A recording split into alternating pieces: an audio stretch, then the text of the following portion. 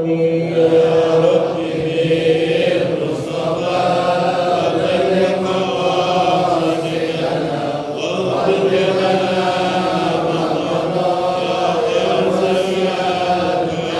أكرم الخلق ما لمن أعوذ به سواك عند حلول الحادث العالمي يا رب بالمصطفى بلغ مقاصدنا واغفر لنا ما مضى يا واسع الكرم اللهم صل وسلم وبارك عليه. Assalamualaikum warahmatullahi wabarakatuh.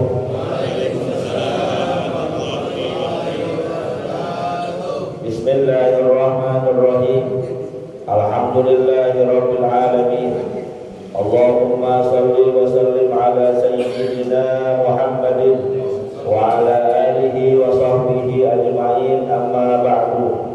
Fa inna asdaqal hadits kitabullah wa khairal hadi hadi sayyidina Muhammadin sallallahu alaihi wasallam wa syarrul umuri muhdatsatuha wa kullu muhdatsatin bid'ah wa kullu bid'atin dhalalah wa kullu dhalalatin finnar. Subhanaka la ilma lana illa ma 'allamtana innaka antal alimul hakim. Rabbi shrah li sadri wa yassir li amri wahlul 'uqdatam min lisani yafqahu qawli. Amin. Yang sama-sama kita hormati dan muliakan guru kita Ustaz Dr. Andes Haji Asman bin Haji Abdul Rahim, Ketua Masjid Al-Istiqomah Ustaz Asmani bin Kiai Haji Abdul Rashid Siddiq, bapak-bapak, ibu-ibu, remaja, hadirin jemaah yang dimuliakan oleh Allah. Alhamdulillah kita masih bisa merasakan berbagai nikmat dan karunia pemberian Allah. Mudah-mudahan berbagai nikmat tersebut senantiasa kita bisa menambah kualitas dan kuantitas amal ibadah guna dijadikan sebagai bekal menuju kehidupan akhirat nanti. Amin ya rabbal alamin. Lanjutkan bacaan kitab kita dari kitab An-Nasaihud Diniyah wal Wasaya Al-Imaniyah karangan Al-Habib Abdullah Al-Haddad. Bismillahirrahmanirrahim. Qala al-muallif rahimahullahu ta'ala anhu wa amma ar-riddatu 'ala al-mu'minina fa yakuna rahiman bihim musbiqan 'alaihim wa dhalika min ashrafil akhlaq wa dhalika min ashrafil ahlaki wa afdalil hisab wa bihi wasafa Allahu rasulahu faqala laqad ja'akum rasulun min anfusikum azizun 'alaihi ma 'anittum harisun 'alaikum bil mu'minina raufur rahim.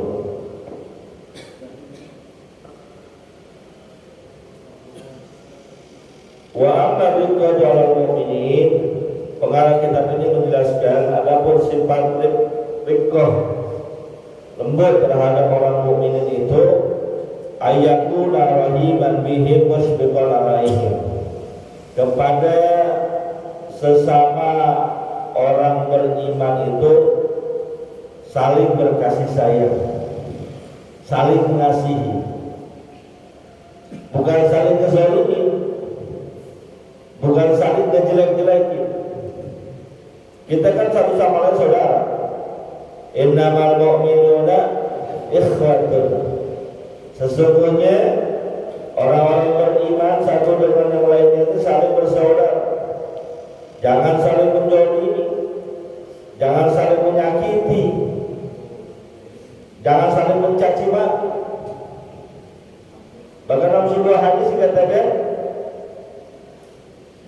orang muslim dengan orang muslim yang lainnya kan jasadul wahid, seperti jasad yang satu. Dalam satu tubuh kita saling menjaga satu dengan yang lainnya.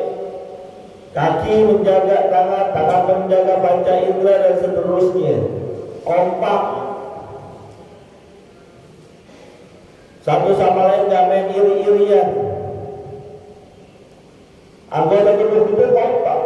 Digambarkan kalau ada satu yang sakit, yang lainnya ikut merasakan sakit juga. Yang sakit gigi, yang ngeluh mulut, yang bekerja tangan, otak ikut mikir.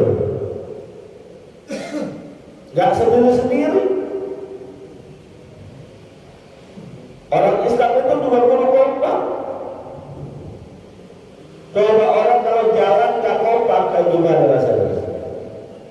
Kanan mau maju, kiri mau maju, bisa gak? Jadi kayak pocong gitu kalau berdua maju. Tangan kanan mau ke depan, kiri mau ke depan. Jadi kayak robot kalau gitu. Kompak, yang satu maju, yang satu lagi di belakang, mundur. Jangan semuanya mau maju. Semuanya pengen jadi ketua masjid. Repot urusannya masjidnya. Harus ada yang jadi ketua, harus ada yang jadi sekretarisnya, bendaharanya, bawahannya. Kalau semua berjalan, kompak. Kalau semuanya pengen jadi ketua, main jatuh-jatuh lintar. Apaan dia gak bener jadi ketua? Harus kompak gitu ya orang beriman. Mengasihi satu dengan yang lainnya. Bukan saling menjatuhkan, mencaci maki dan lain sebagainya. Wa dzalika min asyrafil akhlaqi wa afdalil khisal, karena sesungguhnya sifat lembut, kasih sayang terhadap sesama orang beriman itu adalah merupakan akhlak yang paling mulia, yang paling utama. Urusan akhlak dalam agama kita ini adalah sesuatu yang penting. Makanya baginda Rasulullah SAW mensifatkan dirinya innama bu'ithu liutammima makarimal akhlaqi. Sesungguhnya kata baginda Rasul, aku diutus ke dunia ini untuk menyempurnakan akhlak manusia. Akhlak itu adalah ciri kepribadian seorang. Kalau akhlaknya jelek, kepribadiannya pasti jelek. Akhlaknya bagus, kepribadiannya juga pasti bagus. Dan itu muaranya dari hati kita. Hati yang bagus akan mengeluarkan akhlak yang bagus. Hati yang jelek akan mengeluarkan akhlak yang jelek juga. Wa bihi wasallallahu rasulahu, dan begitu pula Allah Subhanahu wa taala mensifatkan rasulnya yaitu Nabi kita Muhammad sallallahu alaihi wasallam sebagai seorang pribadi yang maha mengasihi, yang maha menyayangi.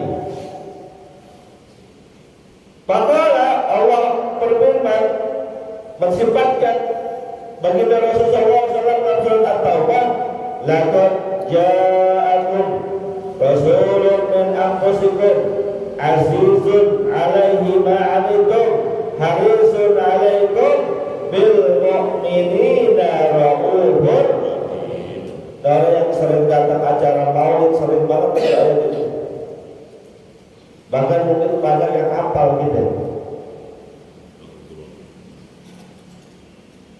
Apa artinya? Kata Allah Subhanahu wa taala, laqad ja'akum rasulun min anfusikum.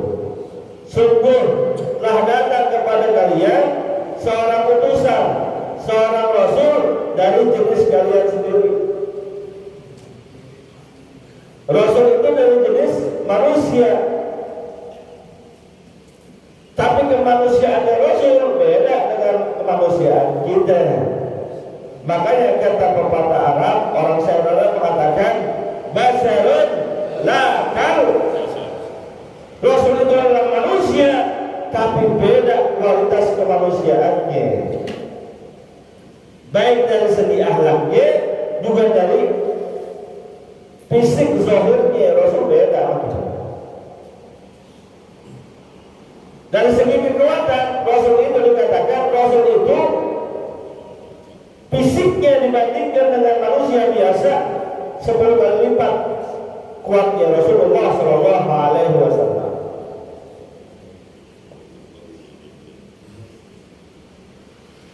Perkasaannya Rasulullah 10 kali lipat daripada perkasaannya kita.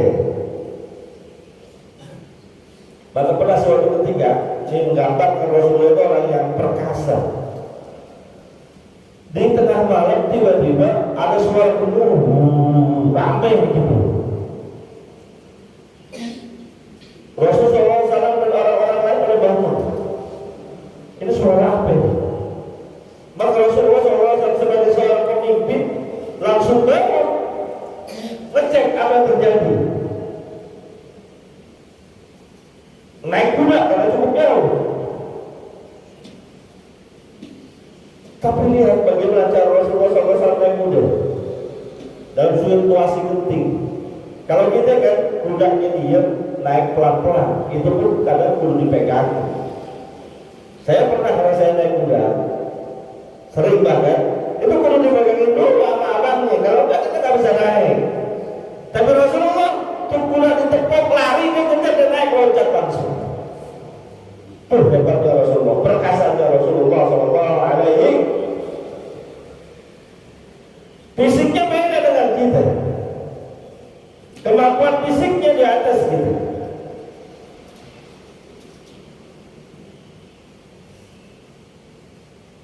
Basarun la kal basar. Beliau manusia tapi beda kualitas kemanusiaan. Sering kita dengar ceritanya Rasulullah SAW sama kita berkeringat, tapi keringat kita sama keringat Rasulullah beda. Keringat Rasulullah wangi, harum, semerbak, lebih wangi dari misik. Tapi keringat kita lalu ya apa itu harus makan bawang.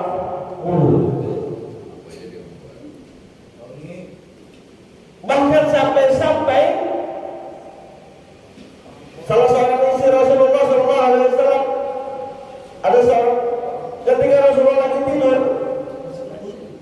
tidurnya keringetan, itu keringet Rasulullah dikerok, ditaruh di dalam botol. Kata beliau ini, sungguh tidak ada di kota Madinah yang minyak wangi lebih wangi daripada keringatnya Rasulullah Sallallahu Alaihi Wasallam. Basarun la kal basar. Rasulullah sama sama kita berludah, tapi Rasulullah ludahnya jadi obat, sementara kita ludahnya bau jigong. Obat belum tentu, bau pasti.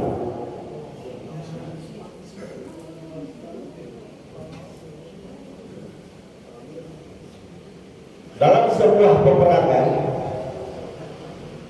Rasulullah pengen yang memimpin pasukan perang itu adalah Sayyidina Ali bin Abi Thalib radhiyallahu ta'ala. Namun ketika dikumpulin oleh para sahabat, Sayyidina Ali belum nongol. Lalu Rasul nanya, mana Ali? Karena saya pengen beliau yang akan memimpin pasukan itu. Kata sahabat yang lain, Rasul, Ali lagi sakit matanya, kayaknya nggak bisa ikut perang dia. Matanya merah, sakit mata kalau cara kita. Kata Rasulullah, panggil sih. Sampainya Sayyidina Ali bin Abi Thalib radhiyallahu taala anhu di depan Rasulullah. Dalam riwayat dikatakan diusapkanlah mata Sayyidina Ali dengan ludahnya Rasulullah SAW, yang ketika itu juga sembuh. Ada lagi riwayat yang lain ketika Nabi kita hijrah, bersembunyi di gua Hira, di gua Hur. Baginda Rasul bersembunyi di gua Hur. Kaki dari Sayyidina Abu Bakar Siddiq radhiyallahu ta'ala anhu digigit binatang berbisa, mematikan. Dia tahan-tahan gak kuat juga. Akhirnya Rasul tahu apa Rasulullah diobatin, dicolek tanah, lalu diucapkan Bismillahi turbatu ardina biriki ba'dina yusbak sakibuna bi'idni rabbina. Ya Allah, dengan tanah yang berada di sekitar kami, dengan sebagian di kota ada mengatakan jampe-jampe, ada mengatakan Buddha, yusbak sakibuna, yang dapat menyembuhkan penyakit kami dengan izin dari Tuhan kami. Diolesi, sembuh.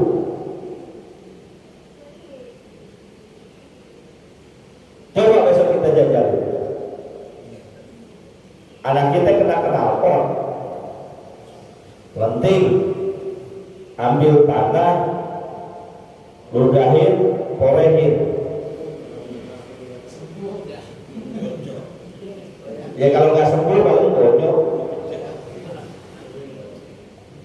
Rasulullah bahkan lebih dari itu, ada sebuah riwayat yang mengatakan pipisnya Rasulullah dan juga buang air besarnya Rasulullah, pupnya itu tidak berbekas. Ada seorang sahabat Isa pengen tahu, maaf ya, pengen tahu pupnya Rasulullah kayak gimana sih? Kan Nabi apa kita sama nggak pupnya? Setelah Rasulullah pup, buang air. Pikirannya jangan kayak zaman sekarang. Zaman sekarang itu ada toilet, disiram. Kalau di sana tadi di padang lapang, makanya kalau dalam pembahasan fikih ada hadis yang mengatakan adab buang air besar. Di antaranya buang air besar jangan di daerah yang sering dilewati orang. Ini padang pasir nih. Nah, padang pasir itu ada daerah yang sering dilewati orang, ada yang nggak dijamah. Nah, kalau mau buang air besar tuh di situ dulu, jangan dijamah. Jangan di pas jalanan. Atau buang air besar itu sunnah tutup kepala. Itu kondisinya kita nggak bayangin jangan sekarang, zaman dulu nggak ada toilet. Nah, Rasulullah juga begitu. Ketika buang air besar, minggir dikit. Ini ada sahabat penasaran bagaimana sih pupnya Rasulullah. Setelah Rasulullah SAW selesai dilongokin, kagak ada, tidak berbekas sama sekali. Tuh, basyarun lakal.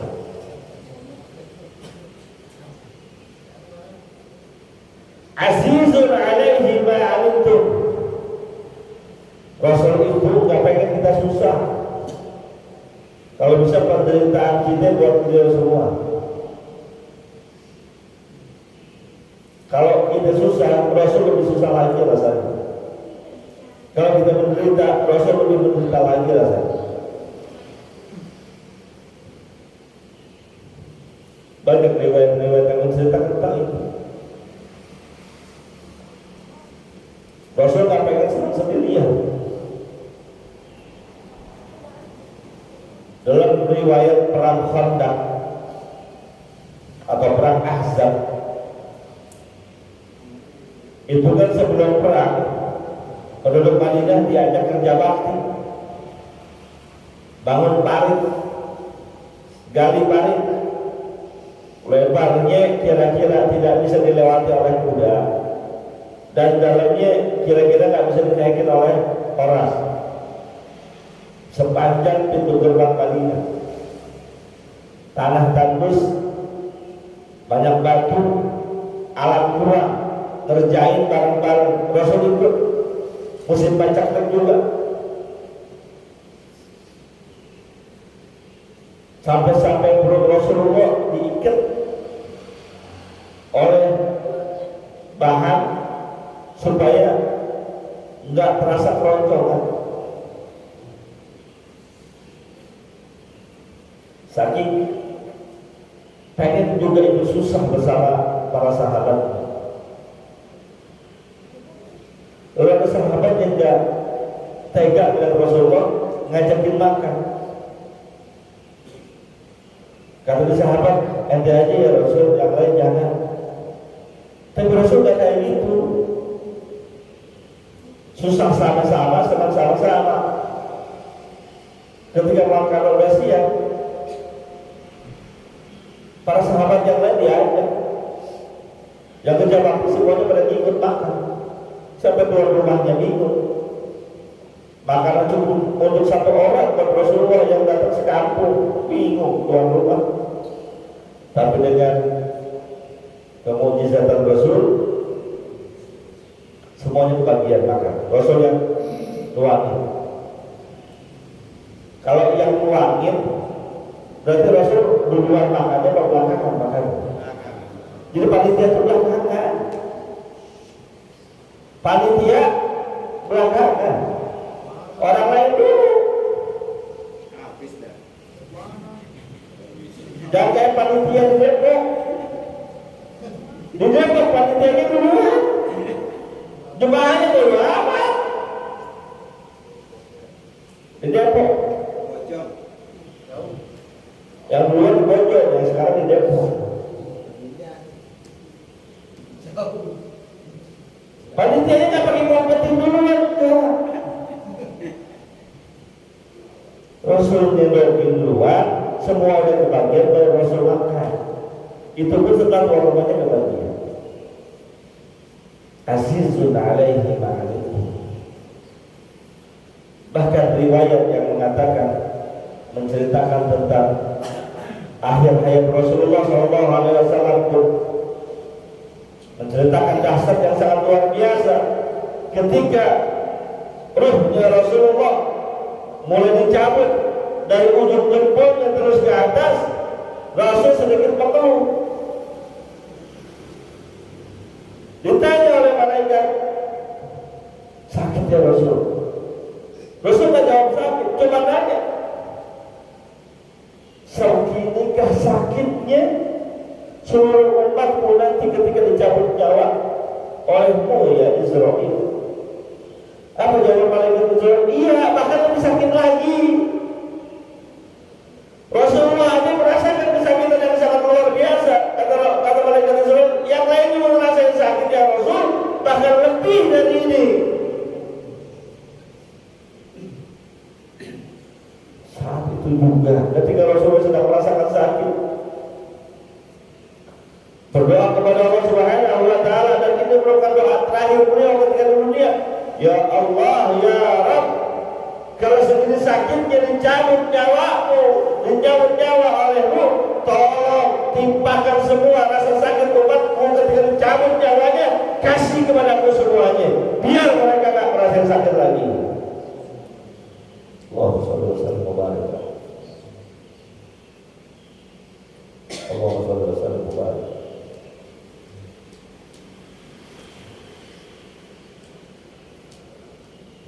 Makanya banyak di antara kita yang meninggal dalam keadaan tersenyum, mungkin gak kelanjutan lagi karena sakitnya ketika dicabut nyawa sudah ditanggung oleh Rasulullah Sallallahu Alaihi Wasallam. Terus kita umatnya masih gak mau sholawat juga, gak mau rindu juga, gak mau kangen juga, gak mau ketemu juga, kebangetan. Harisun alaikum bil mu'minina raufur rahim. Sangat pengen banget kita semua masuk jadi orang beriman, sangat pengen banget kita semua masuk surga Allah Subhanahu wa Ta'ala. Dalam riwayat dikatakan akan sering saya ceritakan ini. Rasulullah SAW saking pengennya kita masuk surga di As-Sirat, ketika semuanya sudah menjembat, beliau berada di ujung sana. Saya berdoa, Allahumma sallim, Allahumma sallim, ya Allah, ini umatku, ya Allah sudah menyeberang, selamatin ya Allah, selamatin ya Allah. Dan beliau begitu Rasulullah SAW nggak redo, nggak suka, nggak senang kalau ada satu aja dari umatnya yang nggak masuk surga Allah Subhanahu wa Ta'ala. Allahumma shalli wa sallim wa barik. Allahumma shalli wa sallim wa barik. Bil mu'minina ra'ufur rahim. Dengan orang-orang beriman beliau sangat berkasih sayang, sangat peduli. Suatu ketika sedang duduk-duduk dengan istrinya Sayyidatuna Aisyah radhiyallahu taala anha, kongko cara kita ya. Tiba-tiba Sayyidatuna Aisyah berkata kepada Rasulullah, ya Rasulullah, tolong doain saya ngapain. Istri ngomong beritahu suami, ya Rasulullah, doain saya ngapain. Apa Rasulullah langsung diangkat kedua tangannya, Allahumma ighfir li Aisyah min dhanbiha ma qaddamat wa ma akhkharat. Ya Allah, ampunkanlah dosanya Aisyah radhiyallahu taala anha yang dulu dan yang akan datang. Mendengar doa itu, Sayyidatuna Aisyah tertawa, tersenyum, sampai-sampai dia saking senangnya ngelusuh di paha Rasulullah SAW. Lalu ditanya oleh Rasulullah, wahai Aisyah, senangkah engkau dengan doa yang aku panjatkan tadi? Kata Aisyah, senang banget ya Rasulullah. Maka kata baginda Rasul, ketahuilah wahai Aisyah, itulah doa yang aku baca setiap habis sholat untuk umatku. Allahumma ighfir li ummati min dhanbihim ma qaddamat wa ma ta'akhkharat. Ya Allah, ampunilah dosa-dosa umatku yang dulu dan yang sekarang. Dosa kita sudah diampunkan, dimohonkan ampun oleh Rasulullah SAW. Beliau gak kenal kita, beliau gak pernah ketemu sama kita, dia hidup sezaman sama kita, tapi masih mikirin kita. Allahumma sholli wa sallim ala sayyidina Muhammad wa ala ali sayyidina Muhammad. Mudah-mudahan kita semua semakin rindu dan cinta kepada Rasulullah SAW yang begitu kasih sayang kepada kita. Al-Fatihah.